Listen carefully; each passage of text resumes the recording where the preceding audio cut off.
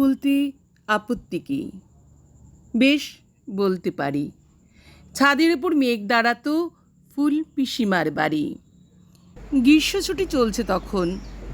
তখন মানে কবে? আমার যদি 14, মেঘের 16-17 হবে। ছাদের থেকে হাতছানি দিত, ক্যারাম খেলবি? আয়। সারা দুপুর কাহা টাকার ক্যারাম খেলা যায়। সেই জন্যই জোচ্চুরি হয়। হ্যাঁ, জোচ্চুরি হতো। আমার যদি 14, মেঘের 15-16 মতো। ঘুরিয়ে দিত জানত খেলা, শক্ত ঘুটি পেলে। জায়গা মতো সরিয়ে নিত আঙ্গুল দিয়ে ঠেলে।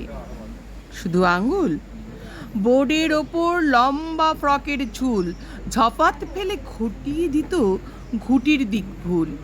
এই এখানে না ওখানে, এই এটা না ওইটা। ঝাঁপিয়ে পড়ে ছিনিয়ে নিল ঘুটির বাক্সটা। ঘুটি ওই সেই প্রথম মরণ। প্রথম মরা মানে বুঝবে শুধু তারাই যারা ক্যারাম খেলা জানে।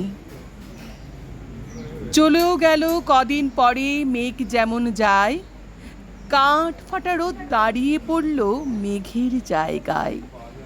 খেলা শেখাও, খেলা শেখাও, হাঁপিতেশ কাক। কলসিতে ঠোঁট ডুবিয়েছিল, জল তো পুড়ে খাক। খাক হওয়া সেই কলসি আবার পরের বছর জলে ভরল কেমন তোমায়? ধ্যাত, সেসব কি কেউ বলে? আত্মীয় হয়, আত্মীয় হয়, আত্মীয় না ছাই। সত্যি করে বল এবার, সব জানতে চাই। 2-1 ক্লাসের বয়স বেশি। গ্রীষ্ম ছুটি হলে ঘুরেও গেছি কয়েক বছর। এই জানে সকলে, আজকে দগ্ধ গ্রীষ্ম আমার।